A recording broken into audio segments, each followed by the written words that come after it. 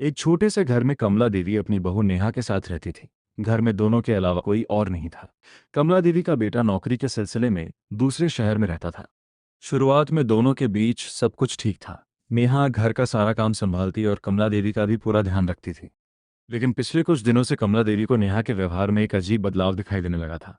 नेहा दिन भर बिल्कुल सामान्य रहती, लेकिन जैसे ही रात होती वह बार बार घड़ी की तरफ देखने लगती। और हर रात ठीक 2 बजे वह चुपचाप अपने कमरे से बाहर निकलती, मुख्य दरवाज़ा खोलती और कहीं चली जाती। सुबह होने से पहले वह वापस भी आ जाती। पहली बार कमला देवी ने इसे अपना भ्रम समझा, लेकिन जब लगातार 3 रातों तक यही हुआ तो उसके मन में तरह तरह के सवाल उठने लगे। आखिर नेहा इतनी रात को कहाँ जाती है? वह किससे मिलने जाती है? और सबसे बड़ी बात, वह यह सब छिपकर क्यों कर रही है? कमला देवी ने नेहा से सीधे पूछने के बजाय खुद सच्चाई जानने का फैसला किया। अगली रात उन्होंने सोने का नाटक किया। रात के करीब 1:30 बजे तक पूरे घर में सन्नाटा था।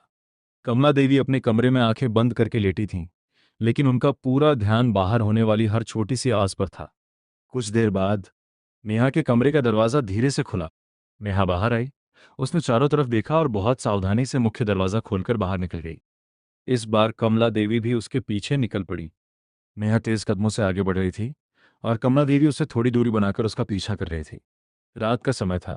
रास्ता बिल्कुल सुनसान था। कुछ दूर जाने के बाद नेहा एक पुराने बंद पड़े मकान के सामने जाकर रुक गई। कमला देवी दूर खड़ी होकर सब देख रही थी। नेहा ने अपने आसपास देखा और फिर उस मकान के अंदर चली गई। अब कमला देवी की चिंता और बढ़ गई। उन्होंने उस मकान के बारे में कई अजीब बातें सुन रखी थीं। कई सालों से वहां कोई नहीं रहता था। फिर नेहा वहां इतनी रात को क्या करने आई थी? कमला देवी धीरे धीरे मकान के पास पहुंची। अंदर से बहुत हल्की रोशनी दिखाई दे रही थी। कमला देवी ने खिड़की से अंदर देखने की कोशिश की, लेकिन उन्हें कुछ साफ दिखाई नहीं दिया। तभी अंदर अचानक किसी चीज के गिरने की तेज आवाज आई। कमला देवी घबरा गईं। कुछ देर बाद नेहा बाहर निकली। उसके हाथ में एक बड़ा सा बैग था। कमला देवी तुरंत एक दीवार के पीछे छिप गईं।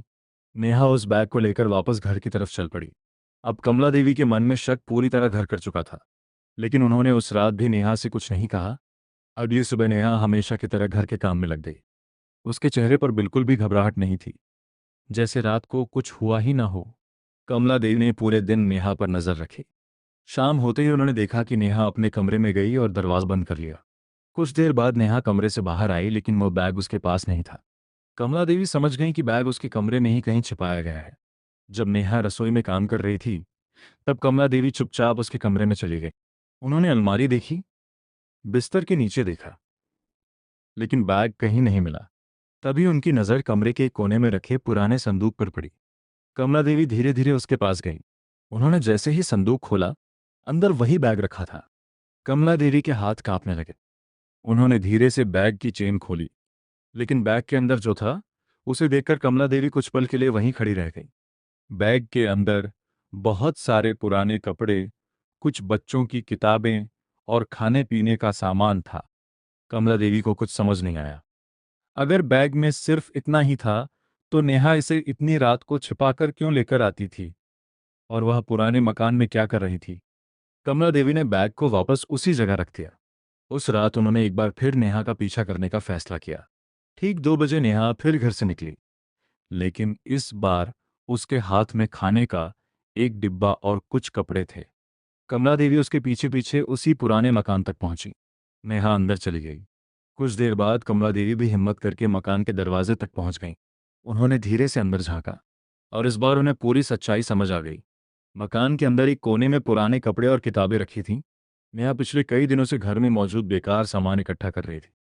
वह रात में यहाँ आकर उसे साफ करती, अलग अलग पैकेट बनाती और सुबह होने से पहले जरूरतमंद लोगों तक पहुंचाने के लिए तैयार करती थी। लेकिन कमला देवी के मन में अभी भी एक सवाल था। अगर नेहा इतना अच्छा काम कर रही थी, तो वह इसे छिपाकर क्यों कर रही थी? अगली सुबह कमला देवी ने घर के बाहर कुछ पुराने कागज देखे। उनमें से एक कागज पर उनकी नजर पड़ी। वह घर के खर्च का हिसाब था। कमला देवी को पता चला कि पिछले कुछ महीनों से घर की आर्थिक स्थिति ठीक नहीं थी। फिर भी नेहा अपनी छोटी छोटी जरूरतों के लिए बचाए गए पैसों से जरूरतमंद लोगों के लिए खाना खरीद रही थी। वह नहीं चाहती थी कि कमला देवी को घर के खर्च की चिंता हो, और रात में इसलिए जाती थी क्योंकि दिन में कमला देवी उसे अकेले इतनी दूर जाने नहीं देती।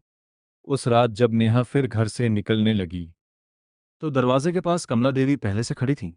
नेहा उन्हें देखकर वहीं रुक गई। उसके चेहरे पर डर साफ दिखाई दे रहा था। उसे लगा कि शायद आज कमला देवी उससे नाराज होंगी, लेकिन कमला देवी ने कुछ नहीं कहा।